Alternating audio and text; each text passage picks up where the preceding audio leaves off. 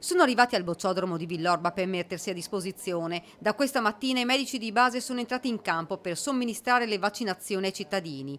Lo aveva annunciato l'assessore regionale alla sanità Manuela Lanzarin e così è È stato. un dovere del medico e se c'è bisogno noi siamo sempre disponibili, a prescindere da discorsi sindacali, qui è un discorso di salute pubblica. La scelta dei medici di famiglia è quella di prestare la propria opera e quindi vaccinale, ma solo nei centri già attivati dall'ULSS 2. Questo perché, spiegano, negli ambulatori non ci può essere la stessa sicurezza. Pensiamo che sia più utile coinvolgere la popolazione, a prescindere dal medico, in locali più sicuri dei nostri studi. Non ci sono state reazioni avverse fino ad ora, spiega il direttore generale Francesco Benazzi. Sono sicuro che si possa fare anche negli ambulatori dei medici di famiglia, quando il vaccino comincerà a prendere piede. Insomma, per il momento si uniranno al personale aumentando così le postazioni delle vaccinazioni.